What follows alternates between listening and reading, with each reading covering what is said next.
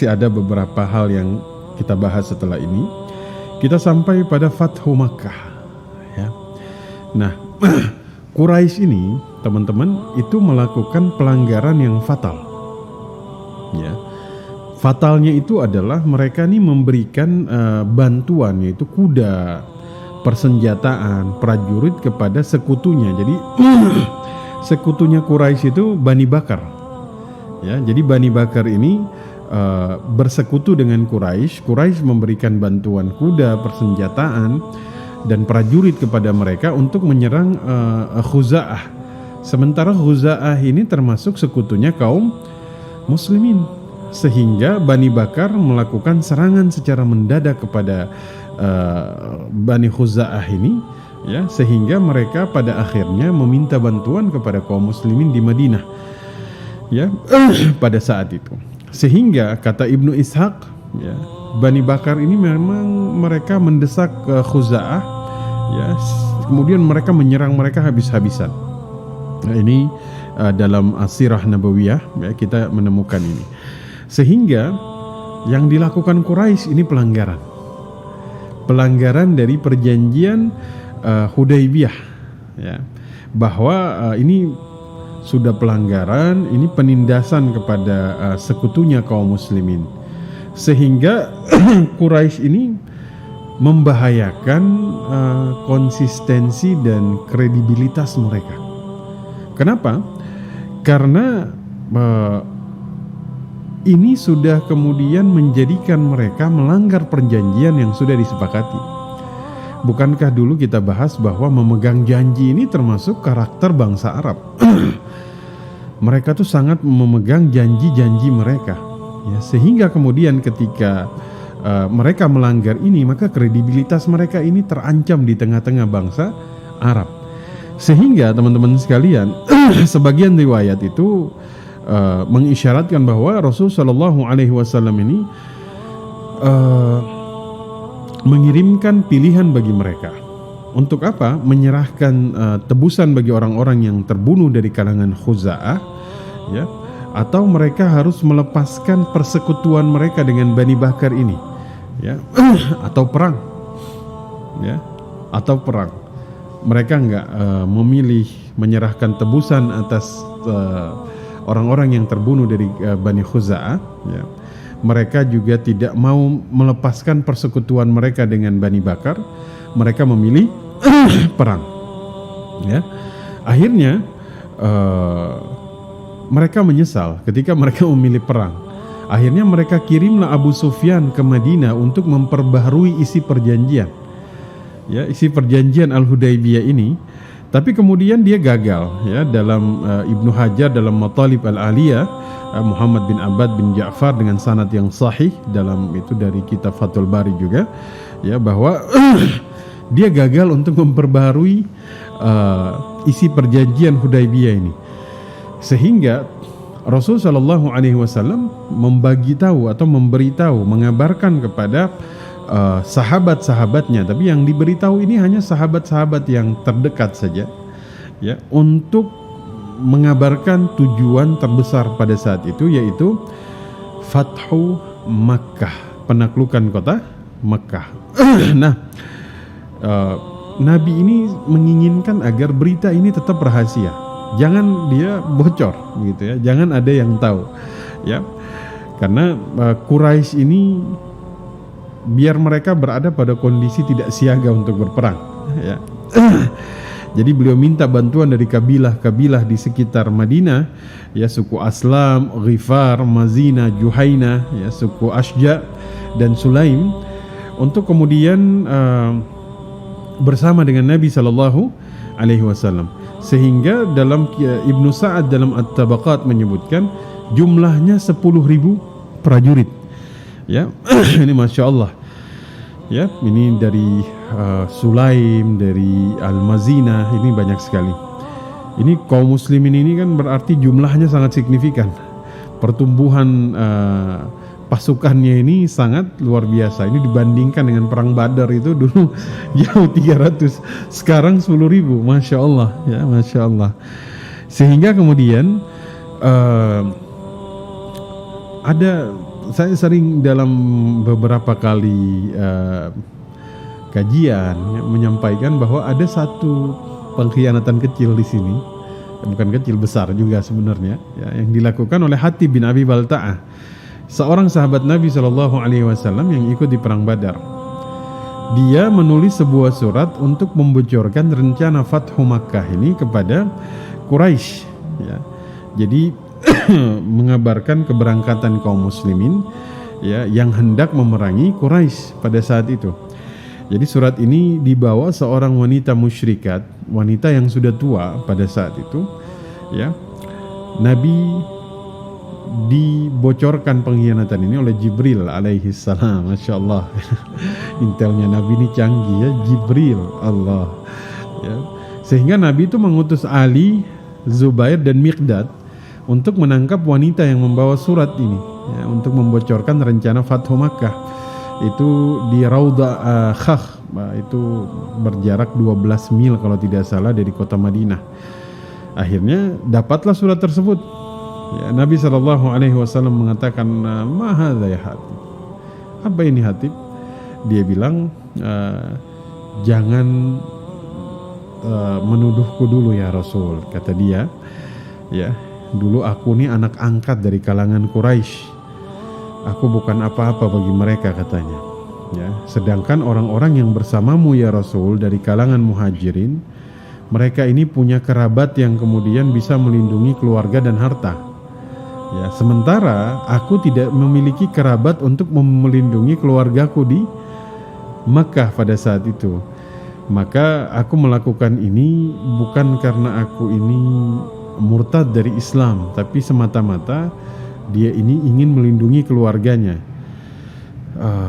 Rasul nanya sama sahabat, bisa dipercaya? Ya.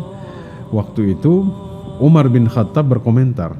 Ya, ini Umar kan teman-teman tahu ya, karakternya nih tegas memang. Kata Umar, ya Rasul, biarkan aku yang kemudian memukul lehernya. Teman-teman tahu kan, memukul lehernya Umar ini kan berarti memenggal ya. Sehingga pada saat itu kata Rasul, sesungguhnya dia ini ahlul Badar. Dia pernah ikut perang Badar ya. Bagaimana engkau bisa mengetahui? Boleh jadi Allah Subhanahu wa taala sudah mengetahui isi hati orang yang pernah ikut perang Badar ya. Jadi sudah diampuni dosa-dosanya. Ya, kalaulah kemudian Hatib ini dia terselamatkan karena dia ahlul Badar, maka kita zaman sekarang jangan merasa sombong dengan amalan kita, terus kita bisa sesuka hati berbuat dosa. Ya, kita ini bukan ahlul Badar. Hatib terselamatkan karena dia ahlul Badar.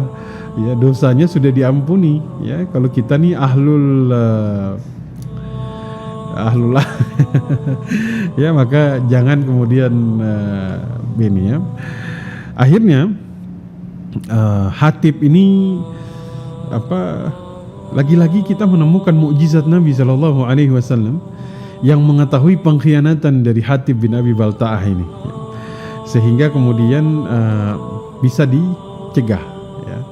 Nah, Rasulullah SAW itu bertolak dari Madinah pada bulan Ramadan tahun 8 Hijriah. Jadi tadi mulai dari 6, 7, 8 ya, dalam pertemuan yang sebelumnya. Jadi mereka berangkat itu pada bulan Ramadan tahun 8 Hijriah. Berarti ya, mereka berpuasa. Mereka berpuasa, Masya Allah ya. Ada mata air itu jaraknya 86 km. Ya, itu dari Makkah, dari Makkah ke Madinah itu 301 jarak antara mata air ini ya. Ala kulli hal, pasukan muslim bertolak dari Madinah itu tanggal 10 Ramadan dan menduduki Makkah itu 19 Ramadan. Berarti 9 hari perjalanan ya, 9 hari perjalanan. Dan kemudian penaklukan itu 9 hari. Maka memang ada yang kemudian beberapa riwayat ya yang mengatakan itu 13, 16, 17 atau 18 Ramadan. Ya, tapi yang sepakat itu 8 Hijriah bulan Ramadan. Ya, itu penaklukan. Memang terjadi peristiwa-peristiwa besar itu terjadi di bulan Ramadan. Ini lagi-lagi menunjukkan bahwa Ramadan ini memberikan kekuatan yang luar biasa secara psikologis kepada mereka. Beda dengan kita. Kita Ramadan, Masya Allah, lemas bawaannya. Mereka Ramadan mengarungi padang pasir untuk menaklukkan Makkah pada saat itu. Kita Ramadan padahal naik kendaraan ada AC-nya, ya, mereka panas-panasan. Ini Masya Allah. Lagi-lagi kekuatan iman itu akan kemudian menjadi apa? Booster buat kekuatan fisik, ya, Masya Allah. Nah, dalam perjalanan dari Madinah ke Makkah, banyak tuh kaum musyrikin itu yang memproklamirkan keislaman mereka di tengah jalan. Mereka datang menyambangi kaum muslimin yang dalam perjalanannya untuk kemudian mereka menyatakan keislaman mereka. Di antaranya siapa? Abu Sufyan bin Al-Harith. Ini juga saudara sesusu Rasulullah SAW, Abdullah bin Abi Umayyah Al-Mughirah. Ya. Itu keduanya datang menyatakan keislamannya kepada Nabi SAW. Padahal kan dari dulu kita belajar dua tokoh ini termasuk yang paling memusuhi Islam, ya. Ini sangat keras, ya. Abu Sufyan bin Al-Harith kita tahu mendiskreditkan kaum muslimin, itu memerangi kaum muslimin itu dalam peperangan yang selama 20 tahun. Selama 20 tahun dia memerangi kaum muslimin. Ini Masya Allah. Sehingga Allah itu menanamkan Islam di dalam hatinya, ya. Ini kualitas keislamannya pun akhirnya sangat baik, teman-teman sekalian. Dia termasuk orang yang setia menemani Nabi sampai di perang Hunain, ya. Perang Hunain ini nanti perang yang orang itu banyak yang kabur, teman-teman sekalian, ya. Ini dalam Mustadrak Imam Hakim, ya. Banyak yang kabur, tapi justru siapa? Abu Sufyan yang baru masuk Islam itu justru tidak kabur, ya. Itu Abu Sufyan. Sementara Abdullah bin Abi Umayyah ini juga memusuhi Islam dengan sangat keras, ya. Dia masih saudara sebapa dari Ummu Salamah, ya. Ummu Salamah ini Ummul Mukminin, istri Rasul sallallahu alaihi wasallam. Jadi dia datang menemui Nabi dalam perjalanan Nabi untuk Fathu Makkah. Kemudian dia menyatakan keislamannya, ya. Dia juga ikut di dalam pengepungan Taif, ya, ba'da Fathu Makkah, ya. Jadi keislamannya luar biasa. Artinya Abu Sufyan dan kemudian Abdullah bin Abi Umayyah, ya, walaupun sebelumnya keras permusuhannya terhadap Islam, tapi justru Allah turunkan hidayah di dada mereka sehingga mereka justru membela Nabi sallallahu alaihi wasallam. Naam. Maka kemudian teman-teman sekalian, di Juhfah, ya, Juhfah itu nanti jadi tempat kemudian orang ambil mikot. Juhfah. Abbas bin Abdul Muthalib, pamannya Nabi, itu mendatangi Nabi di situ, ya, mendatangi Nabi sebagai muhajir, ya, muhajir. Memang beliau ini sudah masuk Islam sebelum penaklukan Khaybar, ya. Sebelum penaklukan Khaybar beliau sudah masuk Islam, ya. Nah, kan dulu kan perang Badar beliau termasuk yang ditebus kan. Nabi izinkan yang tawanan Badar ini ditebus. Abbas bin Abdul Muthalib, hatta Abbas pamanku tetap harus ditebus, ya. Nah, ini menandakan beliau itu sangat adil, ya. Nah, maka kemudian Abbas inilah yang kemudian mengajak Abu Sufyan untuk menemui Nabi, ya. Lalu meminta Abu Sufyan masuk Islam, ya. Awalnya Abu Sufyan ini masih ragu-ragu. Dia nyari alasan-alasan yang kemudian agar dia nggak masuk Islam. Itu Abu Sufyan. Akhirnya Abu Sufyan balik lagi keesokan harinya, ya, dan akhirnya dia masuk Islam pada saat itu. Nah, dia lihat, Masya Allah, kekuatan kaum muslimin luar biasa. Karena kan dia ikut perang Badar.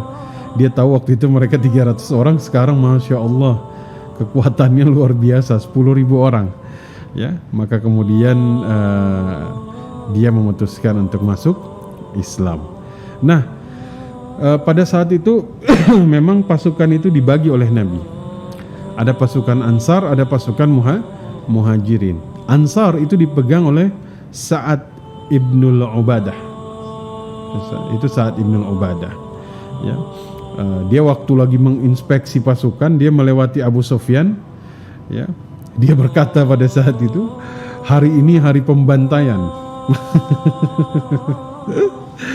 Dia seakan-akan tuh, ya mungkin kan Abu Sufyan udah masuk Islam, tapi sebelumnya kan Abu Sufyan memusuhi, jadi seakan-akan tuh pengen nunjukin.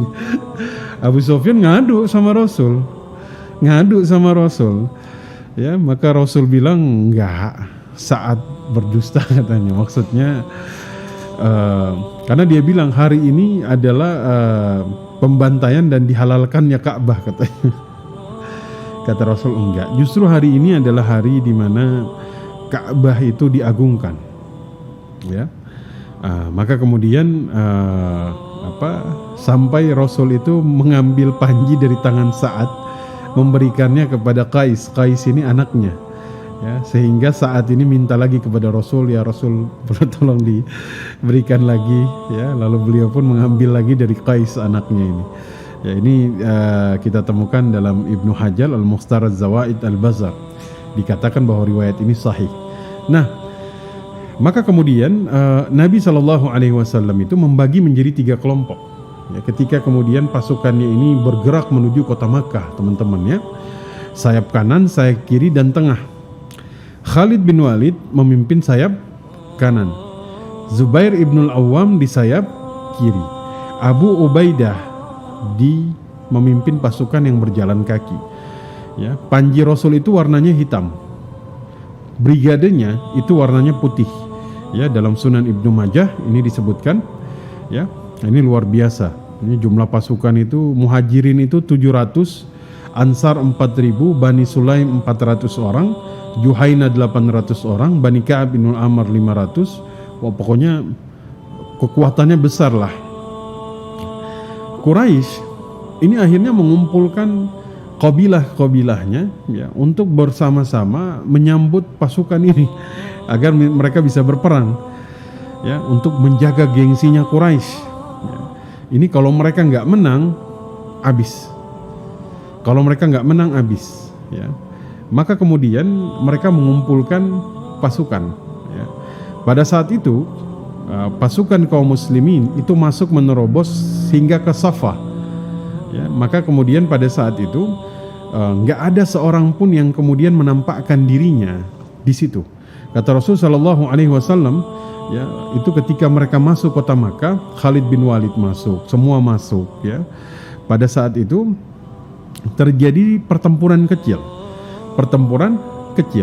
Ya, kata Musa bin Uqbah, yang terbunuh dari kaum musyrikin ini sekitar 24 orang. Ya, ini dalam Sunan Al-Baihaqi juga disebutkan. Ya, bahwa yang terbunuh ada kemudian yang menyebutkan 28 orang. Ini kalau dalam Al-Maghazi Al-Waqidi, ya ini disebutkan. Maka kemudian Abu Sufyan sampai bilang, "Ya Rasulullah, habis sudah kekuatan Quraisy. Ya, tidak ada lagi kemuliaan Quraisy setelah hari ini." Ya. Jadi ucapan Abu Sufyan ini kan menandakan bahwa banyak yang terbunuh dari kalangan Quraisy pada saat itu. Maka Rasul SAW teman-teman mengatakan, barang siapa yang masuk ke rumah Abu Sufyan maka dia aman. Maka semua orang itu berbondong-bondong masuk ke rumahnya Abu Sufyan. Yang lain-lain gak keluar dari rumahnya. Ya. Maka kemudian ada sebagian dari kaum Ansar, dalam Sahih Muslim disebutkan, mereka khawatir kalau keamanan yang diberikan kepada Rasul, oleh Rasul kepada mereka, ini dijadikan dalil oleh Quraisy sebagai kelemah lembutan beliau terhadap kaumnya, ya, dan kemudian menginginkan agar Rasul itu tinggal di Makkah lagi. Ya, kaum Ansar takut ini. Ya, kata Rasul, tenang, ya, kehidupan ini kehidupan kalian, kematian ini kematian kalian, hidup mati tetap bersama kalian. Masya Allah, nanti dalam perang Hunain ada satu peristiwa yang luar biasa, ya. Ketika Rasul itu memastikan bahwa aku akan tetap pulang bersama kalian. Ya. Naam. Maka Rasul Shallallahu Alaihi Wasallam itu menginstruksikan dalam Fathu Makkah yang diperangi hanya orang yang berperang. Maksudnya yang memerangi kita itu yang diperangi. Beliau umumkan, ya, tidak boleh kemudian memerangi laki-laki dan wanita. Ya, kecuali nanti kemudian ada beberapa orang di sini, ada itu namanya Ikrimah bin Abi Jahal, ya. Itu Abdullah bin Khatal, Maqis bin Sababah, dan Abdullah bin Sa'ad ibnu Abi Sarah, ya. Abdullah bin Khatal ini dia ini sebenarnya pernah masuk Islam, ya. Tapi kemudian dia membunuh seseorang dari kaum muslimin, kemudian dia keluar dari barisan kaum muslimin, ya, sehingga dia ini sempat bergelantungan di kainnya Ka'bah, ya. Tapi kemudian dalam sirah Ibnu Hisham dia tetap dibunuh. Ini orang-orang yang dulu memang sudah sangat luar biasa kejahilannya terhadap Islam itu sudah sangat luar biasa, dan mereka nggak masuk Islam. Mereka tetap pada Fathu Makkah tetap berperang. Nah, itu yang kemudian Abdullah bin Khatal, ya. Begitupun Maqis bin Sababah ini dibunuh di pasar waktu Fathu Makkah. Ikrimah bin Abi Jahal dan Abdullah bin Sa'ad bin Abi Sarah ini lolos dan datang menemui Nabi SAW. Mereka mengumumkan keislaman mereka, sehingga keislaman mereka itu membuat darah mereka haram ditumpahkan, ya. Ini dalam Imam An-Nasai, ya. Maka kemudian teman-teman sekalian, Rasul Shallallahu Alaihi Wasallam ini bahkan pada saat itu, ya, beliau itu membolehkan kaum Khuza'ah. Khuza'ah ini kan yang mereka diperangi oleh Bani Bakar, ya, itu dibolehkan untuk kemudian membalas apa yang dilakukan Bani Bakar itu di hari pertama dalam peperangan ketika Fathu Makkah hingga tiba waktu asar. Hanya dibolehkan sampai waktu asar, ya. Hal itu karena memang pengkhianatan Bani Bakar kepada Al-Khuza'ah itu sebelum Fathu Makkah yang kita pernah bahas itu, ya, itu sangat luar biasa, ya. Setelah waktu asar, maka dihentikan seluruh peperangan yang terjadi di kota Makkah pada saat itu. Dan Rasul Shallallahu Alaihi Wasallam menjelaskan tentang kehormatan tanah haram, yaitu Makkah, ya. Maka ketika kemudian ada suku Khuza'ah, dia masih membunuh seseorang, maka mereka langsung minta orang tersebut itu minta membalasnya sesuai dengan apa yang sudah Rasul sampaikan. Karena kan hanya dibolehkan sampai asar, setelah itu nggak boleh, ya. Ketika sudah ada maka dia membolehkan, dia bilang boleh, kemudian saya dibalas, yaitu dari Khuza'ah. Tapi kemudian yang luar biasa, jadi dia boleh kemudian dia qisas atau dia bayar diat katanya karena sudah lewat waktu asar. Ya, ini diriwayatkan oleh Imam Ahmad dalam musnadnya, dalam Atfatur Rabbani. Jadi, tapi hampir seluruh penduduk Makkah itu memperoleh ampunan secara umum. Semuanya diampuni. Seberapa besar pun gangguan yang mereka timpakan kepada Rasul Sallallahu Alaihi Wasallam dan dakwah beliau, ya, sekalipun ini Masya Allah kaum muslimin mencapai puncak kekuatan mereka pada saat itu, ya, yang mereka punya kekuatan untuk memberangus kaum musyrikin Makkah pada saat itu. Tapi seruan maaf itu sampai kepada mereka ketika mereka berkumpul di dekat Ka'bah, ya. Sampai Rasul itu sempat mengatakan wa ya ma'asyiral Quraisy, apa kira-kira yang akan saya lakukan terhadap kalian, ya. Mereka bilang saudara yang baik-baik, ya, seorang saudara yang mulia, anak saudara yang mulia. Ini sudah terdesak ini, ya. Sudah takut ini, ya. Pada hari ini kata Rasul tidak ada celaan bagi kalian, Allah mengampuni kalian. Maka kemudian turun sebuah ayat, wa in aqabtum faaqibu bimithli ma uqibtum bihi wa la in sabartum lahuwa khairul lissabirin. Jika kamu kasih balasan, maka balaslah dengan balasan yang setimpal, maksudnya balasan yang sama yang ditimpakan kepadamu. Akan tetapi jika kamu bersabar, maka itu lebih baik bagi orang-orang yang sabar. Ini Masya Allah surat An-Nahl, ya. Rasul memilih apa? Memilih bersabar. Kalau kita teman-teman pilih yang mana? Membalas dengan balasan yang sama, atau memilih bersabar seperti Rasul memilih sabar ketika berada pada puncak kekuasaan? Ini pelajaran penting. Balas dendam ketika kita berada pada puncak kekuatan bisa membalas. Kita diperkenankan balas, tapi dengan balasan yang setimpal dengan apa yang kita terima. Tapi pilihan sabar selalu ada. Allah akan bersama orang yang bersabar. sabar. Ya, Masya Allah. Rasul memilih apa? Bersabar. Ya, dan mengharap pahala. Masya Allah. Ya, kami bersabar dan kami tidak menghukum, kata Nabi dalam Musnad Imam Ahmad dan Imam Tirmidzi. Jadi dampak positif dari seruan maaf ini kan secara umum terjaganya jiwa-jiwa manusia dari hal-hal yang tidak diinginkan. Ini luar biasa. Ya, maka kemudian Rasul sallallahu alaihi wasallam pada saat itu akhirnya beliau itu mengampuni sebagian besar dari kaum musyrikin Makkah. Beliau maafkan, ya. Beliau sallallahu alaihi wasallam itu membuat kemah di Al-Hajun, ya, di tempat di mana beliau bermusyawarah, ya, pada saat dulu Quraisy itu memboikot Bani Hashim dan kaum muslimin. Ya, di tempat itulah beliau kemudian meminta, ya, untuk ini. Masya Allah, ini luar biasa sekali.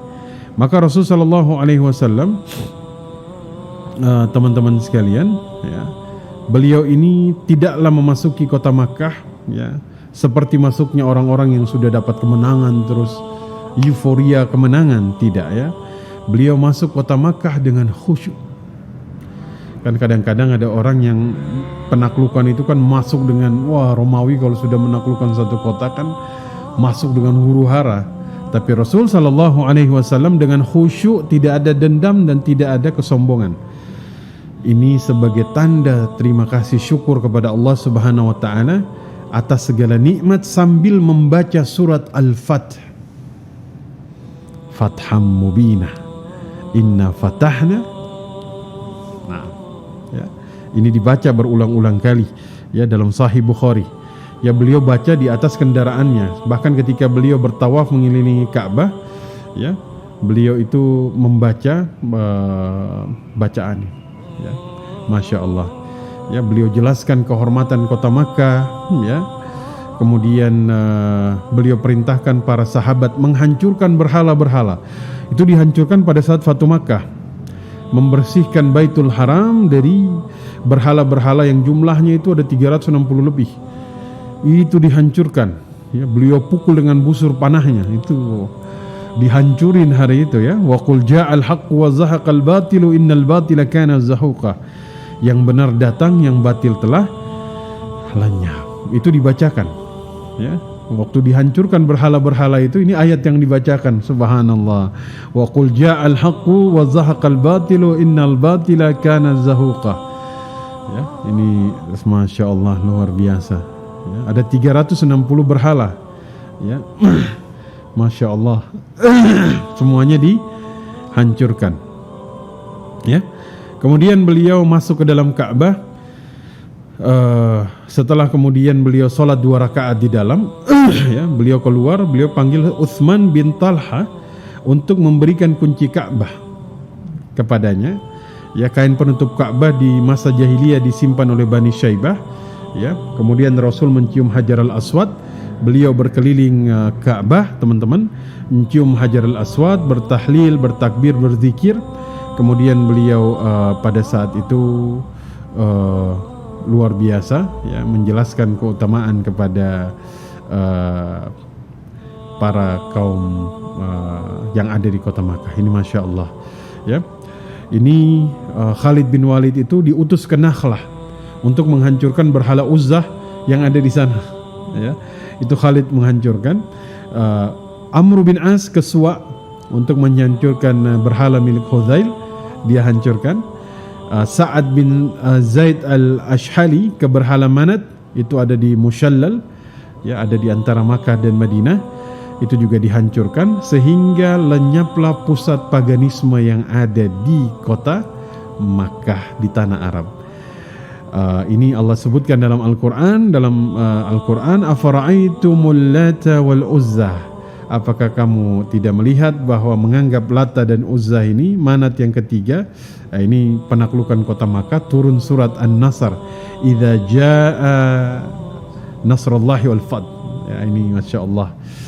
Jadi pada saat itu tuh orang-orang seakan-akan menunggu babak akhir dari permusuhan yang sudah berjalan cukup lama antara kaum muslimin dengan Quraisy pada saat itu. ketika penaklukan usai, mereka mengumumkan keislaman mereka. Ya, mereka mengumumkan keislaman mereka semuanya pada saat itu. Ya.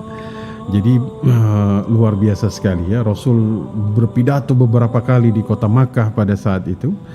Ya, di depan pintu Ka'bah beliau berpidato, beliau mengumumkan ya, pidato yang pertama, kedua, bubarnya semua persekutuan jahiliyah, kesucian kota Makkah pada saat itu ya, beliau sampaikan pada saat itu. 6. Insyaallah kita akan melanjutkan di pertemuan berikut ya. Alhamdulillah kita sudah sampai pada satu fase setelah mengikuti begitu panjangnya penderitaan kaum muslimin, dan kemudian Allah Subhanahu wa taala memberikan kemenangan. Idza jaa nasrullahi wal fath wa ra'aitan nasa yadkhuluna fi dinillahi afwaja fasabbih bihamdi rabbika wastaghfirhu innahu kana tawwaba. Mudah-mudahan Allah Subhanahu wa taala menerima taubat-taubat kita semua. Amin ya rabbal alamin. Kita belajar dari sirah, dari Fathu Makkah. Ada beberapa hal kita maafkan walaupun kita punya kesempatan untuk membalaskan dendam. Ya, ini jika kita bisa melakukan itu, maka kita akan bersama Allah Subhanahu wa taala. Amin ya rabbal alamin. Kita tutup dengan doa kafaratul majlis. Subhanaka Allahumma wa bihamdika